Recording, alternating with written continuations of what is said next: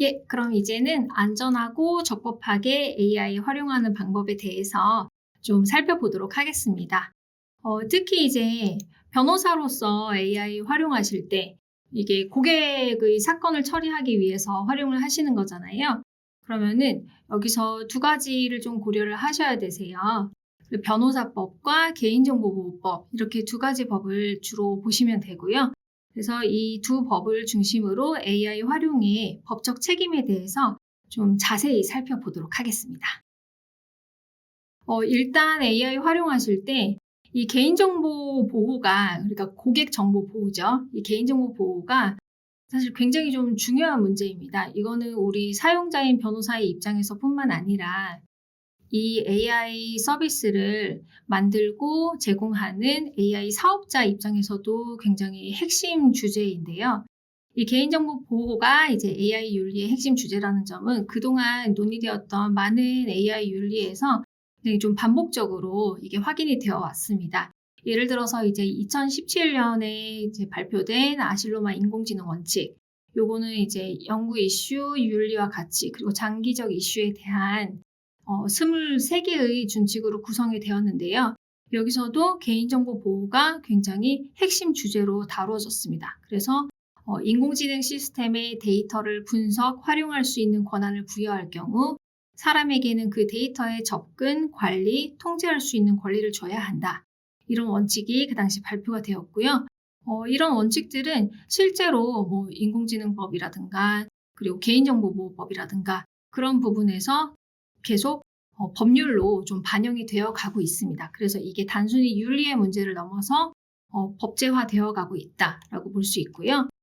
그 다음에 이제 유네스코 인공지능 윤리 권고라는 것에서도 이제 2021년에 193개 회원국 만장일치로 채택이 되었는데요. 여기서도 똑같이 인간 존엄성, 인간 자율성 및 인간 행위의 보호의 필수적인 권리인 개인정보 보호는 AI 시스템의 수명주기 전반에 걸쳐 존중, 보호 및 증진되어야 된다. 이런 내용으로 이제 지침이 발표가 되었습니다. 그러면은 이제 이렇게 AI 사업자들이 지켜야 될 윤리가 이제 정립이 되어가고 있고 우리나라에서는 그럼 이게 어떤 식으로 반영이 되고 있느냐를 살펴보면요. 작년에 개인정보보호위원회가 AI 서비스 실태 점검을 실시를 했습니다.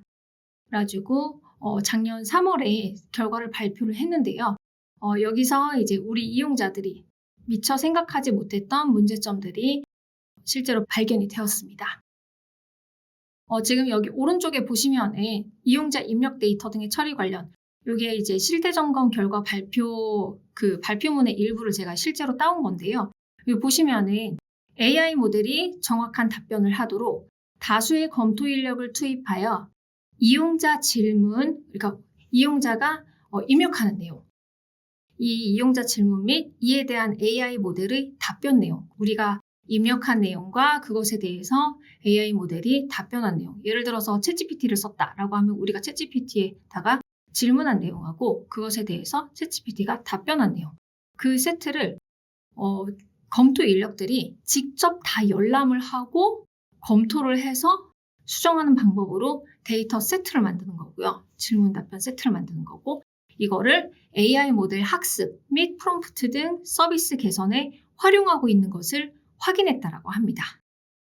근데 이용자 입장에서는 이런 인적 검토 과정 자체를 알려주지 않으면 우리가 알 수가 없죠. 이걸 실제로 사람이 다 일일이 보고 있을 거라고 미처 우리가 생각하기 쉽지 않잖아요.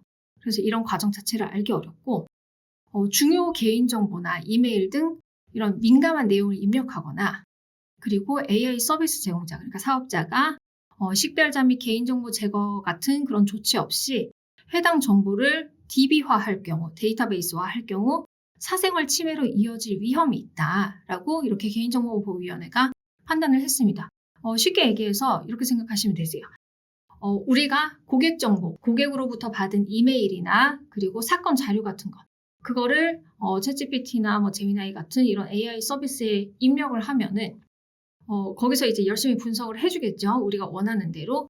근데 우리가 입력한 그런 고객 정보와 그것에 대해서 분석한 내용, 그게 다 그 사업자들이 고용한 인력에 의해서 수동으로 다 데이터베이스화되고 검토가 될 수 있고 실제로 그렇게 하고 있다는 겁니다. 그렇기 때문에 이거는 고객 정보 관리 측면에서 우리한테 굉장히 좀 큰 문제가 될 수 있죠. 그래서 이제 개인정보보호위원회가 어떻게 했냐면요. 이것에 대해서 이제 개선을 권고를 했고요. 인적 검토 사실, 그러니까 요렇게 사람이 다 일일이 보고 검토한다는 사실을 동의사항에 포함하거나, 그러니까 그거를 동의사항에 포함한다는 말은 거부를 할 수 있도록, 그리고 또는 동의를 하고 싶은 사람도 동의할 수 있게 그렇게 이제 프로세스를 만들으라는 거고요. 그리고 해당 사실을, 이런 내용을 명확하게 고지를 해라.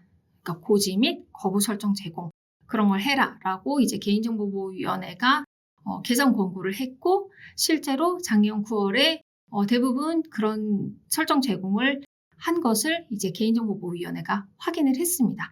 그래서 사실 작년에 이게 2024년에 개인정보보호위원회가 이런 조치를 취하기 전까지는 우리 변호사들이 고객 정보를 인공지능 서비스에 입력하는 것이 굉장히 위험했어요. 굉장히 위험했는데 이제 이런 부분이 많이 해결이 됐기 때문에 이제 AI 서비스를 사용할 수 있는 최소한의 기반은 마련되었다라고 이제 생각을 하시면 되세요. 그러면 이제 구체적으로 우리에게는, 우리 변호사에게는 어떤 책임이 있는가, 어떤 법적 의무가 있는가라는 것을 좀 살펴보면요. 일단 변호사는 변호사법이랑 그리고 변호사 윤리장전에 따라서 고객의 비밀과 개인정보를 보호할 명시적인 법적 책임이 있습니다. 그래서 변호사법 제26조에 비밀유지 의무가 있고요. 그리고 변호사 윤리장전에는 비밀유지 의무 외에 또 개인정보 보호에 대해서도 명시적으로 규정이 있습니다. 그래서 요거는 아마 거의 모든 변호사분들이 법조윤리 배웠으니까 이제 아마 아실 텐데요. 근데 의외로 개인정보보호법에 대해서 아시는 분들은 생각보다 많지는 않으시더라고요. 이제 변호사법 같은 경우는 뭔가 이렇게 해야 된다라는 어떤 추상적인 의무만 이제 규정이 되어 있는데, 개인정보보호법의 관점에서 보면은 굉장히 구체적인 그 프로세스나 조치, 이런 것들이 규정이 되어 있습니다. 그래서 사실 실무적으로는 이 개인정보보호법을 더 자세히 좀 보실 필요가 있으세요. 그 내용을 오늘 좀 같이 살펴보겠습니다. 일단 로펌이나 변호사는 이제 개인정보보호법상에 개인정보 처리자라는 것에 해당됩니다. 그러니까 우리는 개인정보 처리자로서 고객의 개인정보를 보호할 법적 책임이 있고요. 구체적으로는 개인정보보호법 2조 5호를 보시면은 개인정보 처리자란 업무를 목적으로 개인정보 파일을 운영하기 위하여 스스로 또는 다른 사람을 통하여 개인정보를 처리하는 공공기관, 법인, 단체 및 개인 등을 말한다라고 되어 있습니다. 우리는 고객의 개인정보를 당연히 업무 목적으로 처리를 하죠. 그리고 고객의 개인정보가 각종 이제 개인정보 파일로 그렇게 운용이 되고 있고요. 로펌 같은 경우는 뭐 법인이나 단체에 해당할 수 있고, 변호사는 또 개인에 해당할 수 있죠. 그래가지고 이런 개인정보 처리자에 해당이 되고요. 개인정보 처리자에 해당되는 순간 개인정보보호법상의 법적 의무를 준수할 책임이 생깁니다. 그러면 구체적으로 우리가 AI 서비스를 활용할 때 어떤 이슈가 발생할 수 있느냐를 좀 살펴보면요. 일단 고객의 개인정보를 AI에 입력할 경우에는요. 개인정보의 처리 위탁 또는 제3자 제공, 이런 이슈가 발생을 합니다. 이게 구체적으로 무슨 의미인지는 뒤에서 조금 더 설명을 드릴게요. 그리고 AI 서비스가 국내 서비스일 수도 있고 해외 서비스일 수도 있잖아요. 예를 들어서 뭐 슈퍼로이어나 엘박스 AI 같은 경우는 국내 서비스입니다.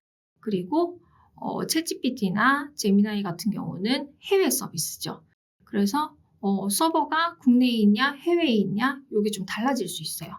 근데 AI 서버가 해외에 있는 경우에는 개인정보의 국외 이전이라는 개인정보보호법상의 새로운 이슈가 또 함께 발생을 합니다. 그래서 세부적으로 이런 이슈들을 우리가 어떻게 처리해야 되는지 그거를 조금 살펴볼게요.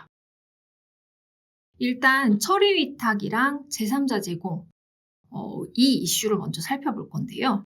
이게 무슨 얘기냐면은 여기 옆에 대법원 판결을 보시는 게 더 빠를 것 같아요. 대법원이 이 처리 위탁과 제3자 제공에 대해서 좀 내용 그리고 구별 기준 이런 것들을 설시한 판결인데요. 같이 한번 읽어보시면은 개인정보보호법 제17조와 정보통신망법 제24조에 의해서 말하는, 참고로 여기서 정보통신망법 제24조에 는 이제 없어지고 개인정보보호법 제17조로 다 통합이 됐어요. 그래서 개인정보보호법만 얘기를 할게요.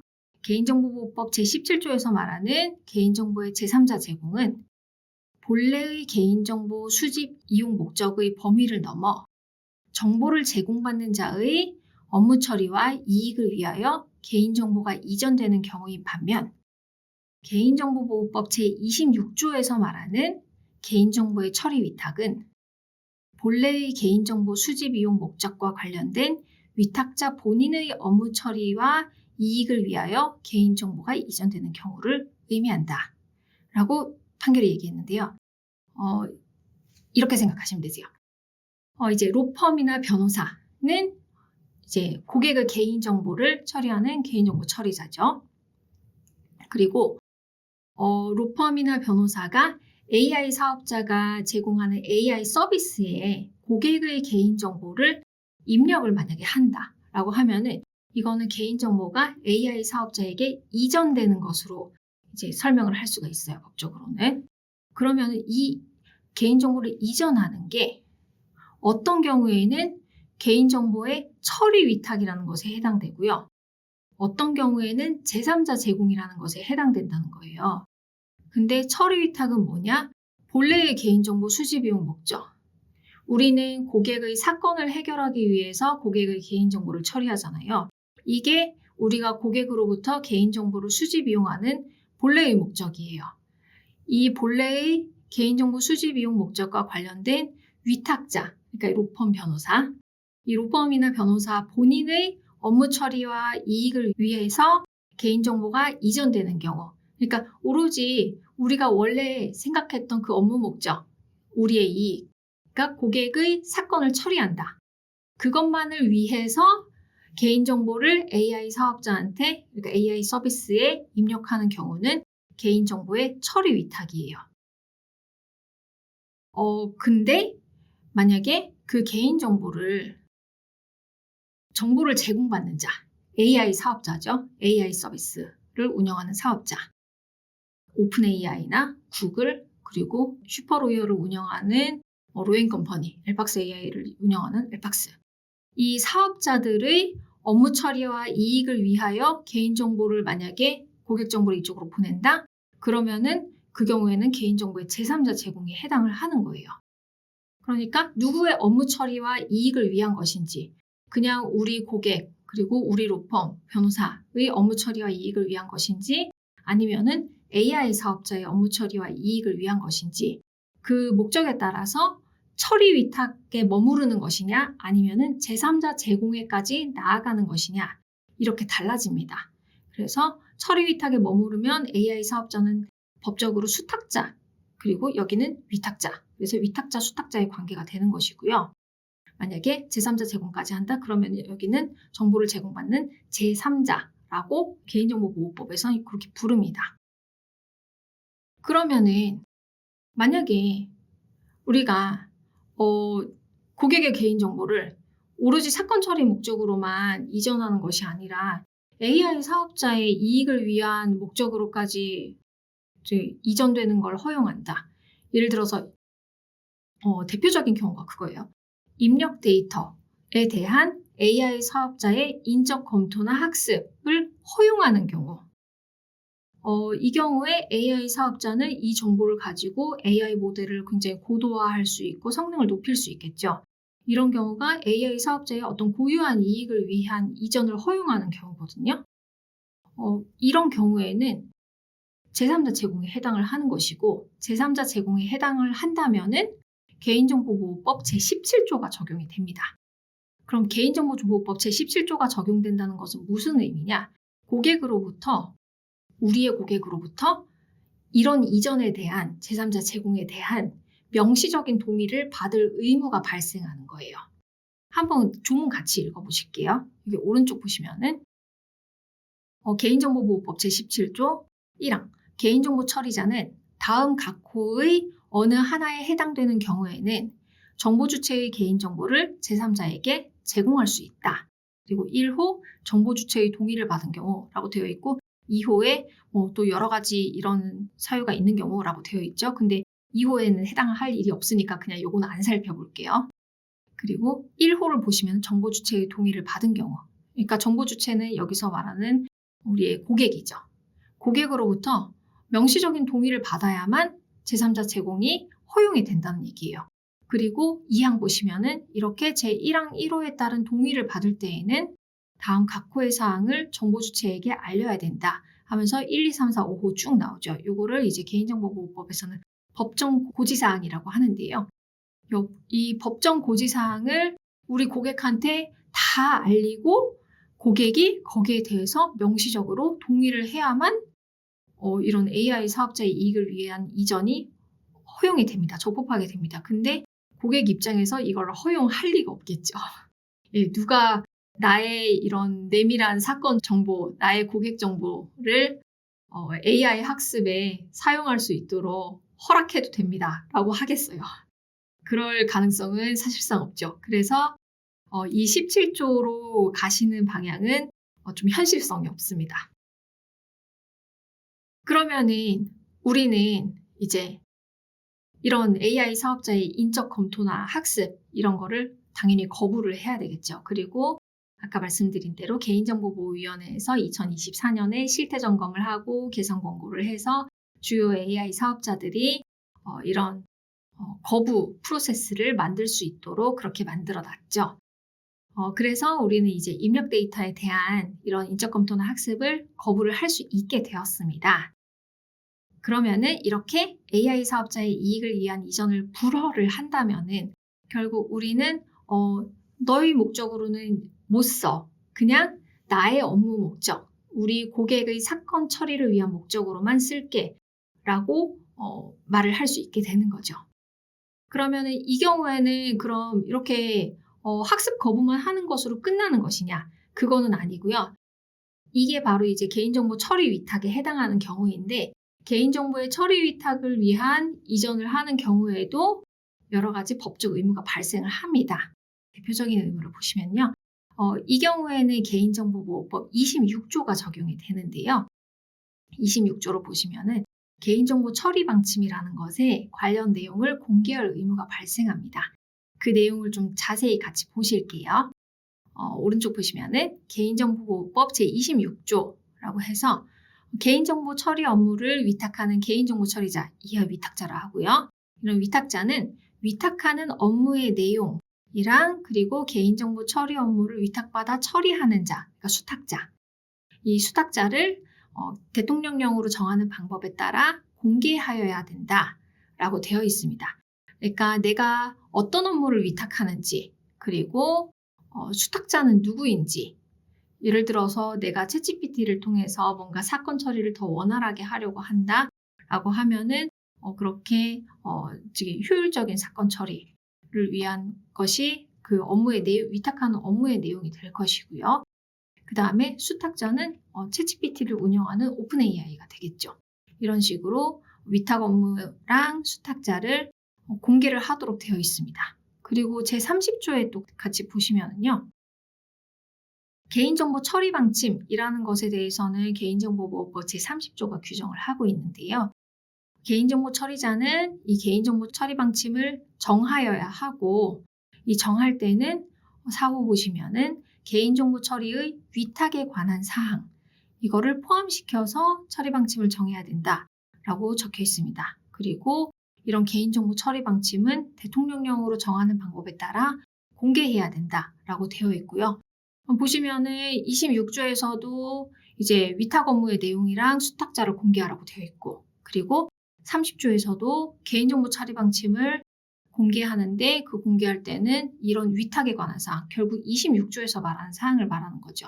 이런 26조에서 정한 위탁 업무의 내용과 수탁자 이런 내용을 이제 개인정보 처리 방침에 포함해서 대통령령으로 정하는 방법에 따라 공개해야 된다. 이렇게 규정하고 있기 때문에 이 두 개를 결합해서 보시면은 결국 그 얘기예요.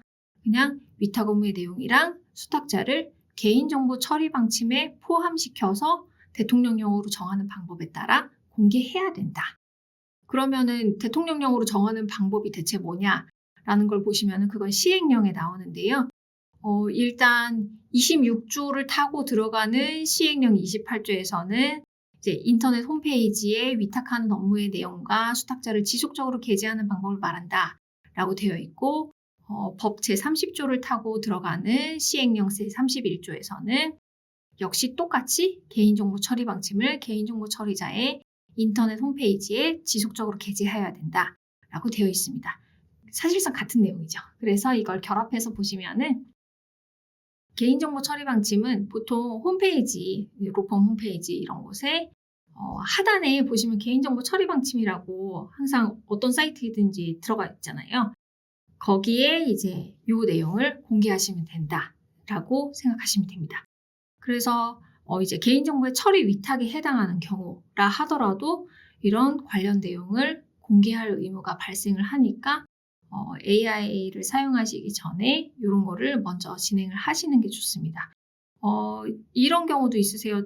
저는 홈페이지가 없는데요. 라고 하시면은 홈페이지 외에 뭔가 다른 방법으로 또 공개할 수 있는 방법들이 있는데 그거는 시간 되실 때 시행령 확인하시면은 다른 방법들이 또 같이 나오니까 그거는 필요하시면은 확인하시면 되겠습니다. 그러면은 이제 처리 위탁과 제3자 제공 이슈는 이제 넘어갔고요. 개인정보의 국외 이전 이슈가 있습니다. 이제 만약에 AI 서버가 해외에 있다면, 특히 해외 서비스의 경우에 챗GPT나 제미나이의 경우에 더욱 그럴 수 있겠죠. 이 경우에는 개인정보의 국외 이전이 일어나는데 국외 이전에 대해서는 개인정보보호법 제28조의 8에서 규정을 하고 있습니다.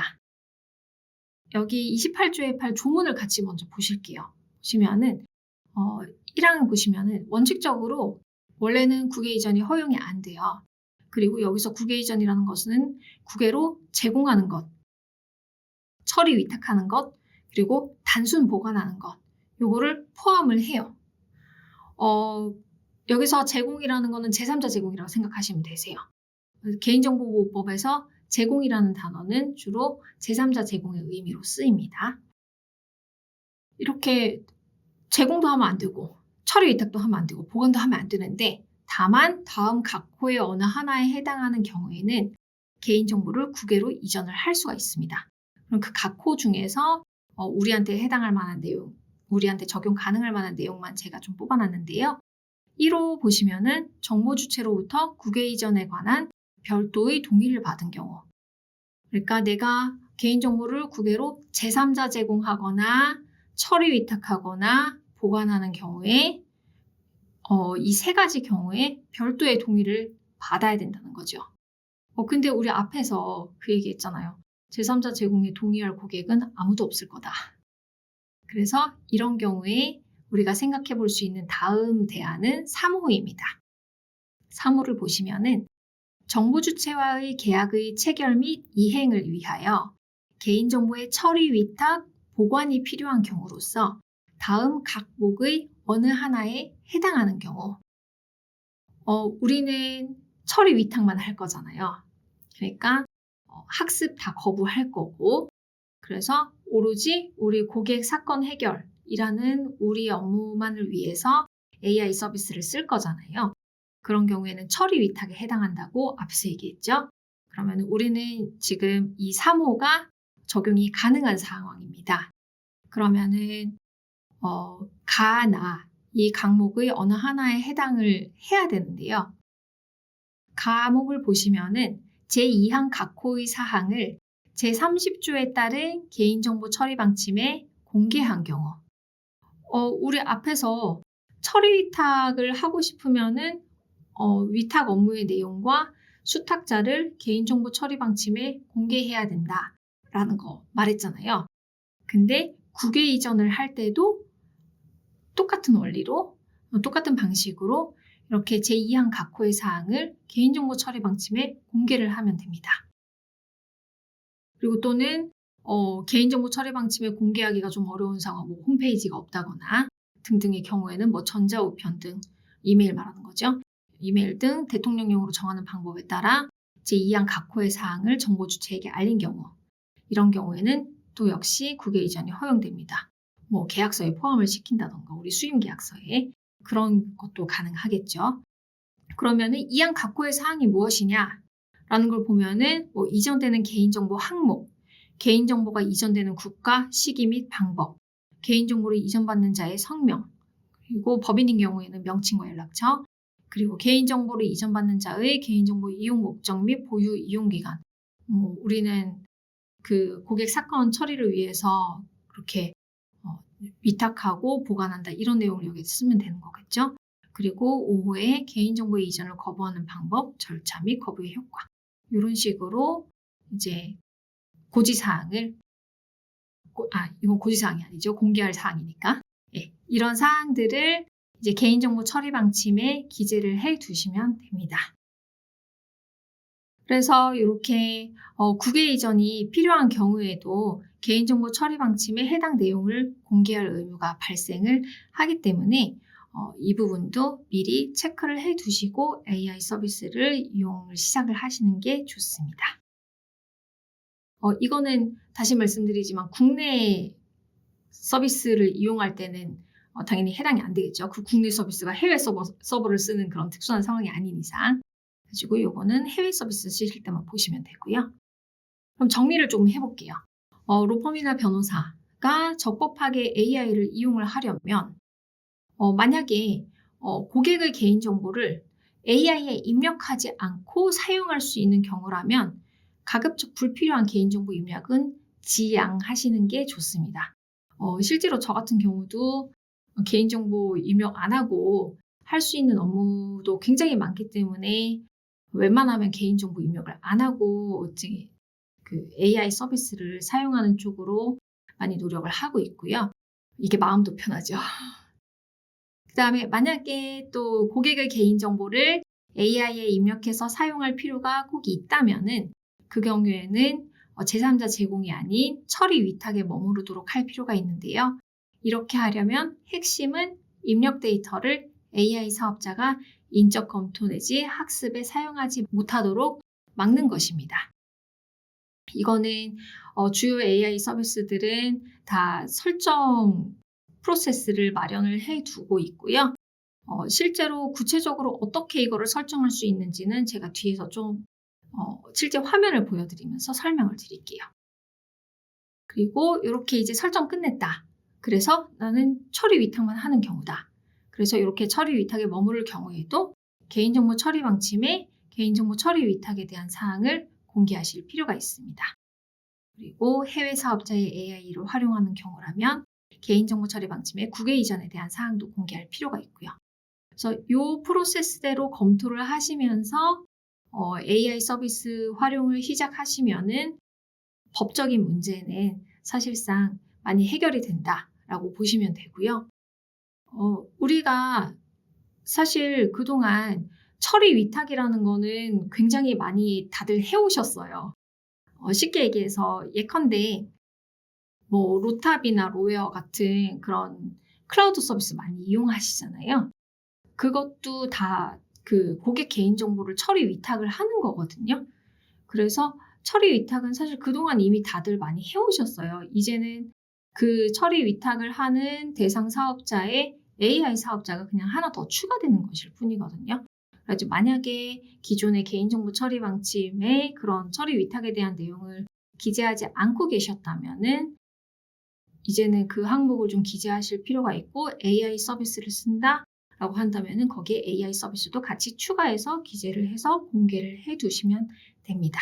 그래서 적법한 AI 이용을 위한 최소한의 조건이다라고 생각을 하시면 되겠습니다.